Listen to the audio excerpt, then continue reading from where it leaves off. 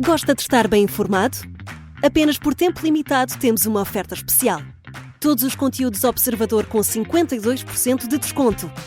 Ler as notícias que importam, ao minuto, artigos de opinião sem restrições ou acesso antecipado aos Podcast Plus e muitos mais benefícios. Tire a prova dos 9 e descubra as nossas ofertas. Flash Sale Observador. Mais benefícios, metade do preço. Assine agora em observador.pt por 1 ano com 52% de desconto. Esta é a história do dia da Rádio Observador. Quem quer ser o próximo Presidente da República?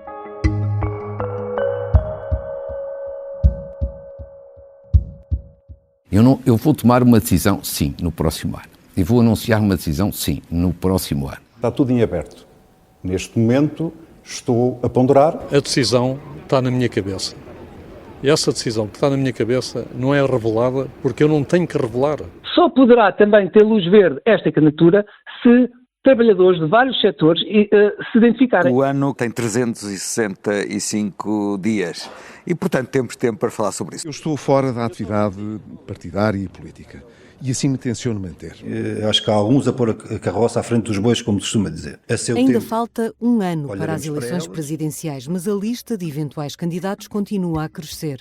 Muitos têm apontado um anúncio para o novo ano, que começa já esta quarta-feira. Outros vão marcando passo, a fazer contas de cabeça sobre se devem avançar. E também há quem já tenha jurado que não avança, mas continua na lista de apostas. Quantos e quais vão chegar ao boletim de voto? E como é que esta multiplicação de presidenciáveis complica a vida dos partidos? Vou conversar com o Rui Pedro Antunes, editor de política do Observador. Eu sou a Sara Antunes de Oliveira e esta é a história do dia, segunda-feira, 30 de dezembro.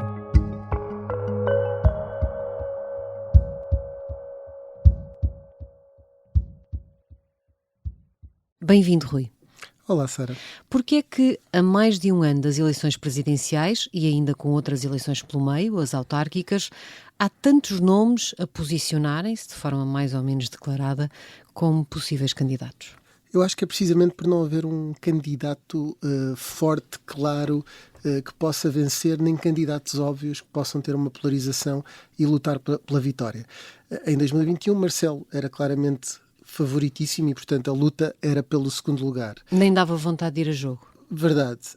E pouca gente foi e a ideia era só tentar, nem sequer era forçar uma segunda volta, era André Ventura era ficar à frente de Ana Gomes e houve ali quase uma segunda competição. Se recuarmos antes disso, Marcelo Rebelo de Sousa já estava mais ou menos também na linha para o eventual presidente em 2016. Havia não a ideia se avançava Guterres, que era um candidato forte, e portanto aí também não houve tanta proliferação de candidatos porque havia muitos candidatos potenciais fortes. Se recuarmos antes disso, que fosse com Cavaco Silva, quando Mário Soares tentou ir outra vez, Manuel Alegre, que andou sempre nas cogitações presidenciais, havia sempre uma forma bastante mais clara quem podia ser ou não o vencedor. E podemos recuar mais, porque Cavaco Silva, Jorge Sampaio, eram momentos que não vivíamos de tanta incerteza e tanta falta de nomes claros, talvez desde as tais eleições presidenciais de 86, em que a tal fragmentação de haver tanta gente aí por nomes a mais fortes,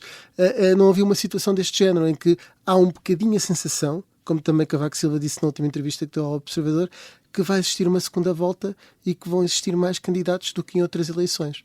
Entre estes nomes, há figuras que nós possamos considerar mais expectáveis do que outras? Sim, do ponto de vista da probabilidade de virem a concorrer, eu creio que neste momento já não haverá muitas dúvidas que, por exemplo, e esse é clarinho, que certamente podemos falar dele mais à frente, o Almirante Gouveia Mel vai ser candidato presidencial. É assim que interpretas os sinais que ele tem dado? Sim, perante as circunstâncias, acho que em determinado momento ele pensou que o topo da carreira dele ou da vida dele seria chegar um dia ao chefe de Estado-Maior das Forças Armadas, uma vez que também já foi chefe do Estado-Maior da Armada, mas em determinado momento percebeu que podia ser mais do que isso e podia ser comandante supremo das Forças Armadas e não vai desaproveitar isso. Não é só nos jornais de referência. Eu recordo-me de uma revista Nova Gente de julho de 2022 em que dizia Almirante bate todos e ele entra de facto em outros públicos. É uma figura interessante para outros públicos. E ao perceber-se disso, ele não vai desperdiçar ir a votos. Esse seria o mais provável. E depois, nos principais partidos, há figuras. Marcos Mendes está quase que anunciado há anos, se sobreviver a isso, e portanto nós podemos falar mais especificamente sobre cada um deles, mas diria que, a menos que aconteça um grande hecatombe, seriam candidatos mais prováveis, e mesmo Mário Centeno tem-se posicionado de uma forma bastante clara também para vir a ser candidato. E outros, depois, que não têm a mesma relevância política nem a mesma notoriedade pública, como, por exemplo, André Pestana, que já anunciou que se candidata. Vamos ver se consegue as assinaturas e se depois avança mesmo. Terá sido uma surpresa. Vamos então olhar para esse rol de nomes. Que nomes surgem declaradamente à esquerda, Rui? Sim, à esquerda, como dois nomes fortes neste momento, aparece a figura de Mário Centeno, que parecia ser o favorito de Pedro Nuno Santos, só que ele próprio, numa entrevista, talvez de forma um pouco atabalhoada, e parece que se arrependeu, falou no nome de António José Seguro, porque de facto andava a ser falado de autarcas amigos, e portanto o outro nome também é António José Seguro. É possível que tenha sido só uma resposta mal preparada? Sim, ou então para tentar fugir a fechar já um nome em Mário Centeno e para não ter já uma possibilidade, avançou com aquele nome que se falava sem nunca pensar que isso podia vir a ser um problema. Mas não parece que tenha sido muito ponderado. E entretanto, também contra as expectativas, agora nesta fase final do ano, também António Vitorino surge a colocar, podemos dizer assim de uma forma mais coloquial, a cabeça de fora, quase que a puxar dos galões daquilo que foi o seu passado e a sua carreira, para dizer que de facto também, alguns em janeiro, pode decidir num sentido ou noutro. Isto para não falar de outros nomes que depois de forma permanente aparecem, uma repetição da candidatura de Ana Gomes, que tem a vantagem de ser uma mulher. A própria Alexandra Leitão, aqui há um ano na Vichy Soase, admitia que se fosse para corporizar uma grande frente de esquerda, porque não? Augusto Santos Silva? Augusto Santos Silva é outro nome que parece ainda não ter desistido, e também já foi testado nas sondagens. O facto aqui é que nenhum deles tem sondagens brilhantes. Todos os que aqui falámos, há uns que são testados numas sondagens e não são noutras. Aquele que genericamente está mais bem posicionado é Mário Centeno. E, portanto, à partida seria neste momento o favorito. Agora, António José Seguro acredita que com o espaço que tem agora televisivo também pode começar a crescer nas sondagens e começar a ganhar notoriedade pública e as pessoas lembrarem-se dele. E andam todos um pouco neste jogo. O que é curioso é que as pessoas dizem sempre que não ligam às sondagens, mas a única métrica que existe neste momento sobre quem é ou não um bom candidato acabam por ser estes estudos de opinião que vão saindo, e se calhar é daqui que depois vai sair a decisão. Que nomes é que têm sido testados, como dizias, nesses estudos de opinião à direita? Quem são os potenciais candidatos? Como falámos aqui, Marcos Mendes, que não estava mal posicionado, até eu recordo, por exemplo, um estudo de opinião de agosto que depois colocava em confronto, e ele ganhava praticamente todos, quando era só colocado em confronto direto com Mário Centeno, etc., a todos à esquerda. O Almirante também ganhava nessa sondagem, foi uma sondagem de agosto, mas agora tem vindo a perder algum fôlego, e inclusivamente numa das últimas sondagens conhecidas, que foi da Intercampos, aparece atrás de Pedro Passos Coelho, que parece ser o candidato à direita mais bem posicionado nas últimas sondagens, mas também tem aqui um facto, que é o próprio insiste que não quer. E também Isso é uma questão interessante. Porque é que Pedro Passos Coelho diz, e já o ouvimos nesta história do dia, dizer: eu não tenho atividade, não estou ativo na política e assim quero continuar, mas ele continua a aparecer nestas listas e parece que ainda há quem ache que se calhar... Porquê é que isto acontece? Eu acho que acaba por ser porque há muita gente que de facto tem esse desejo à direita, ou no PSD. É wishful thinking. É wishful thinking, precisamente. Porque não acreditam muito em Marcos Mendes, porque consideram que Passos tem mais gravitas político, que tem uma figura mais presenciável. Acontece que, por exemplo, lembrando Luís Montenegro e Hugo Soares, a ideia que sempre circulou desta dupla que, na verdade, lidera os destinos políticos do PSD, é que numa segunda volta Marcos Mendes seria muito mais fácil de haver aquela questão de tapar a carinha e votar em Marcos Mendes, alguém da área do Partido Socialista e da esquerda, do que propriamente em Pedro Passos Coelho por causa dos anos da Troika. Ou seja, sem contestar que Pedro Passos Coelho pudesse ter um melhor resultado à primeira volta do que Marcos Mendes, a ideia, quando até o Luís Montenegro deu folgo a Luís Marcos Mendes, é deixar precisamente, por exemplo, numa segunda volta ele consegue ser mais abrangente do que propriamente Pedro Passos Coelho. Podia ter muitos votos na direita, mas mais dificilmente à esquerda. Nesta divisão é mais difícil posicionar Gouveia Melo e André Pestana. Tem um posicionamento mais peculiar por razões diferentes. Sim, no caso de Gouveia Melo, é uma figura que aparece na sociedade portuguesa, acima de tudo pelo papel que teve na Task Force da vacinação.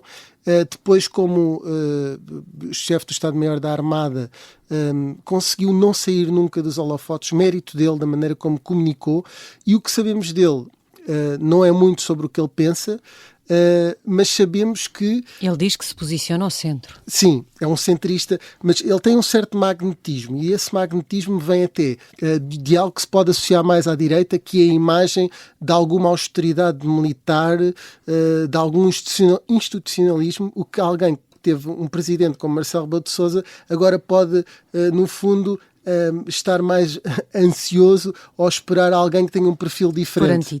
Por antítese com aquilo que é o presidente dos afetos e que tira selfies com toda a gente. E, portanto, pode haver por parte da direita esse apelo e ele enquadrar-se mais aí. Mas parece-me, até por aquilo que dizia há pouco, o Almirante é uma pessoa que eu vejo num programa da manhã, nos programas da tarde, daytime, sim. Exatamente, em que a dar-se perfeitamente bem e as pessoas em casa que estão a assistir a identificarem-se com ele, fugindo a essa lógica de esquerda-direita. E, portanto, dizer que ele vai apenas buscar votos à direita, que até parece-me ser um espaço mais natural por essa figura militar, por esse desejo de alguma autoridade e controlo e até organização nas ideias. Por outro lado, também acho que ele pode ir buscar mais votos ao centro e ao centro-esquerda, não à esquerda, isso aí acho que não, mas parece-me um candidato bastante abrangente e que foge a essa lógica. Porquê que André Pestana pode não conseguir ir buscar o eleitorado de esquerda que lhe seria mais natural? Sim, o André Pestana, eu creio que ele está a fazer um apelo aos setores que acham graça aos métodos de luta que ele aplicou no Stop. Acho que os professores, alguns irão votar nele, que outros setores profissionais que seguiram os exemplos dos professores com greves, com alguma irreverência e criatividade, gostam da figura dele e que vão acabar por votar nele. Mas é complicado, para já, porque ele que é um candidato que vem da área da esquerda, ele foi da JCP, depois, quando saiu da JCP, esteve no Bloco de Esquerda, depois do Bloco de Esquerda fundou o MAS, e também se sangou, também já não está no MAS, e a área política dele é a esquerda, podemos dizer às vezes até uma vertente mais trotskista, portanto está muito longe de poder ser um candidato ao centro ou de direita, mas as pessoas de esquerda não gostam dele, o PCP não gosta do que ele fez ao sindicalismo, o Bloco de Esquerda também não se identifica com aquele estilo de André Pestana e, portanto, onde é que ele vai buscar votos? Ninguém sabe. É um candidato de esquerda, mas com muitas dificuldades em entrar no eleitorado dos partidos de esquerda que têm mais sucesso em Portugal. Já voltamos à conversa com Rui Pedro Antunes, editor de política do Observador. Na segunda parte olhamos para quem vai ter maiores dificuldades de escolha, o PS ou o PSD.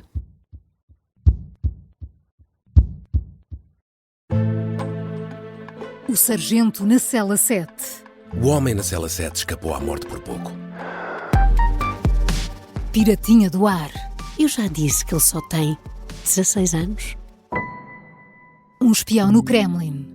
Esta é a história escondida de como Putin montou uma teia de poder e guerra. O encantador de ricos. Todos queriam estar com ele, todos queriam ser vistos com ele e todos queriam fazer negócios com ele. Operação Papagaio. Dão-lhe a entender que o melhor é que também fique calado. Matar o Papa. Crono não está só disposto a matar, também está disposto a morrer. Um rei na boca do inferno. A mansão da boca do inferno está cheia de espiões e informadores, por dentro e por fora. São histórias que fazem parte dos Podcast Plus do Observador.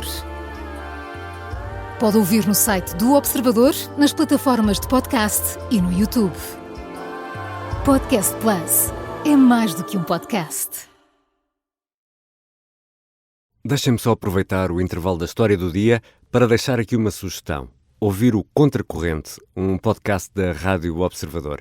De segunda a sexta, o José Manuel Fernandes e a Helena Matos convidam especialistas, comentadores, para discutir um tema, em regra, da atualidade. É uma conversa sempre profunda, esclarecedora, sempre surpreendente também, sobre temas que às vezes julgamos conhecer ou outros que não conhecemos mesmo.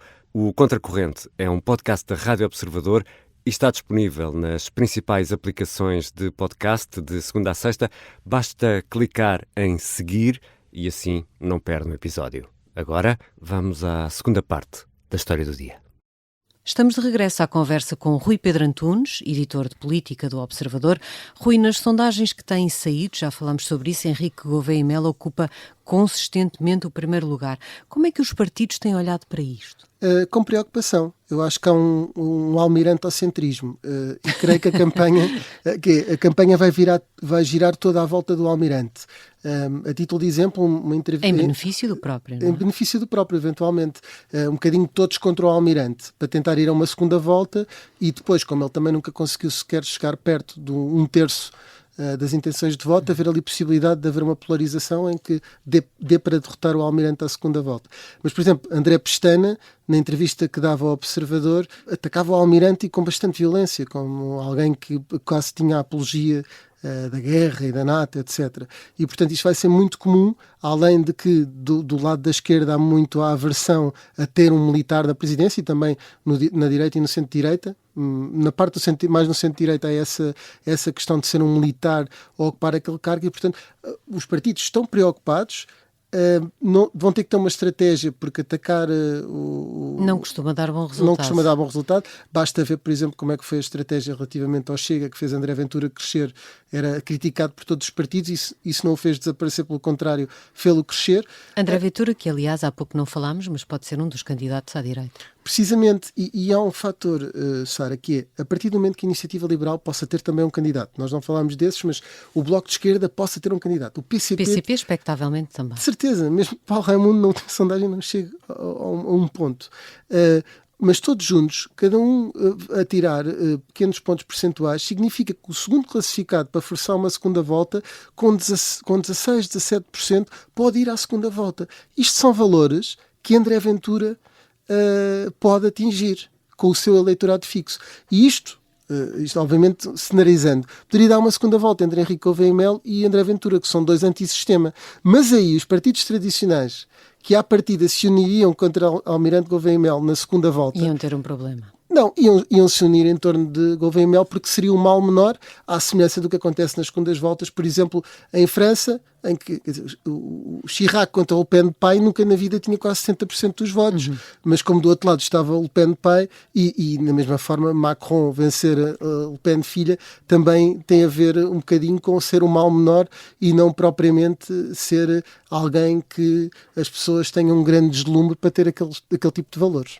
E é expectável que haja uma mudança grande no topo das sondagens que conhecemos até agora, quando a lista de candidatos estiver mais definida e não houver, enfim, tantos nomes para onde escolher? Sem dúvida, eu acho que o afunilamento vai ser fundamental.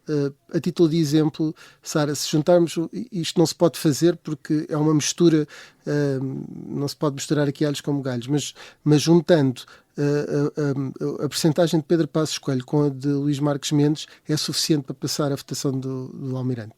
Para não contar ainda, poderia juntar eventualmente Durão Barroso, que também está nessa sondagem, Pedro Santana Lopes, que ainda então todos juntos passariam de uma forma mais clara aquela que é a votação do Almirante. Claro que não podemos fazer isto, porque muitas das pessoas que têm intenção de voto em Passos Coelho não gostam nada do estilo de Marques Mendes. Mas isto para dizer que quando o PSD tiver um candidato oficial, vai haver um boost, vai haver um esteroide eleitoral. Quando o PS tiver um candidato definido, também, principalmente esses dois partidos.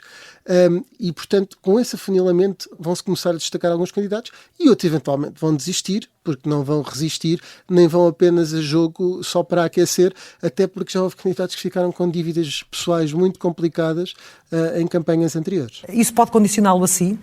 A mim? A si? Não. Essa decisão não está nada dependente da candidatura de A, de B ou de C. Marques Mendes dizia no final de novembro que uma candidatura de Gouveia e Melo não o condicionaria na decisão que ele próprio tem de tomar. Não condiciona?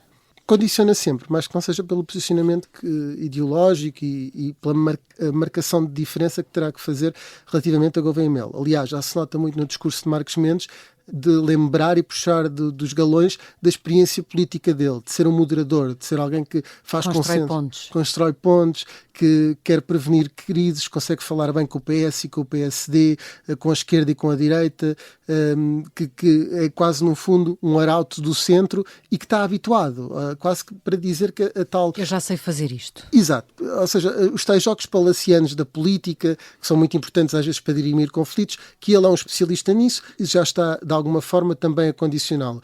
O que vai condicionar definitivamente, por exemplo, se entrasse Pedro Passos Coelho avançasse com a candidatura, isso seria um condicionamento talvez maior do que o Almirante, porque a entrada de Gouveia e Melo pode deixar Marcos Mendes com menos hipóteses de ganhar, mas se ele tiver o apoio do PSD, não há razão para ele não avançar, porque lá está, naquele cenário que falávamos, pode ser vencedor a uma segunda volta, mesmo que não seja o candidato favorito de 50% mais um dos portugueses que vão votar nas presidenciais. E que candidatos é que estão, afinal, mais condicionados de facto pela decisão de outros? É justo dizer que isso é mais complicado à esquerda, entre António Vitorino, António José Seguro e Mário Centeno, por exemplo? Sim, eu creio que de alguma forma... parece-me mais sólido neste momento olharmos para Mário Centeno, Vitorino e Seguro e até Santos Silva como estando mesmo realmente interessados. Parece-me que Pedro Santana Lopes, por exemplo, podia fazer ali alguma moça à direita, não está mesmo interessado em ir porque não tem boas sondagens e, portanto, isso podia ser muito condicionado. A questão de Pedro Passos Coelho entrar ou não, aí condicionaria de certa forma e de que maneira Marcos Mendes. Mas sim, eles vão se condicionar uns aos outros. E em determinado momento, Pedro Nuno Santos vai ter que optar por um ou por outro e vai ser mais, se calhar, respeitar na decisão conforme aquilo que as sondagens vão ditar. E é para Pedro Nuno Santos a maior dor de cabeça ou para Luís Montenegro? Nessa decisão que ambos vão ter de tomar, só olhando para os principais partidos ou para os maiores partidos, quanto ao candidato que vão apoiar? Pedro Nuno Santos tem uma dor de cabeça maior, porque se tiver Mário Centeno e António José Seguro e Vitorino e Augusto Santos Silva, vamos ver quem é que sobrevive, é mais difícil ele tomar uma posição. Nenhum deles lhe é propriamente próximo. Ele é que falou, António José Seguro. Exatamente, mas ele... E António José Seguro é apoiado por personalidades que o apoiaram a ele, Pedro Nuno Santos, na candidatura, até de forma surpreendente, Francisco Assis, Álvaro Beleza. Sim, apesar de serem da outra ala, precisamente da outra ala do PS. O Pedro Nuno Santos, um momento em que se afastou da vida interna do Partido Socialista foi precisamente quando António José Seguro era líder do PS e depois ajudou António Costa a fazer, não lhe vamos chamar golpe, porque foi democrático, enfim, houve primárias e tudo, mas a tirar... António José Seguro diz que já perdoou. Exato, já perdoou. Mas por tudo isso, eu creio que será mais difícil para Pedro Nuno Santos. Onde é que Luís Montenegro teria ali um dilema grande?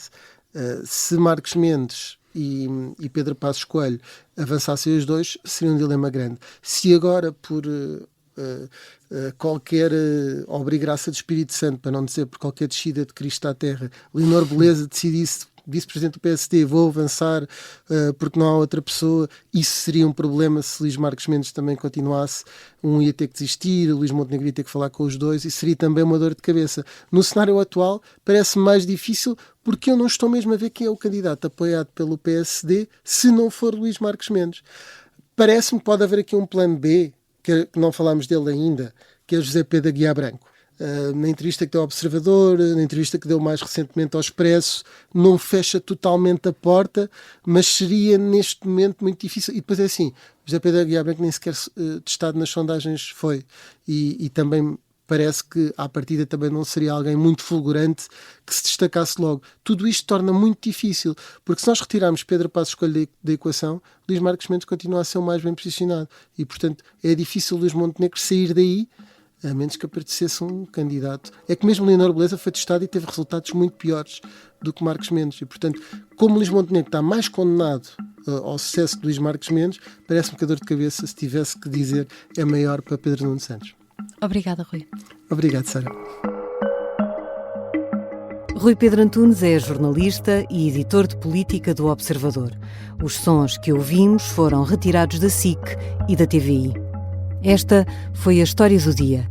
A sonoplastia da Mariana Sousa Aguiar, a música do genérico é do João Ribeiro. Eu sou a Sara Antunes de Oliveira. Boa semana e até amanhã.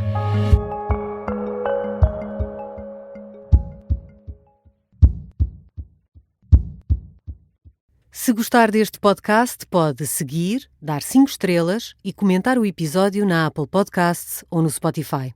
Pode também subscrever e gostar no YouTube. Assim recebe uma notificação sempre que houver um novo episódio.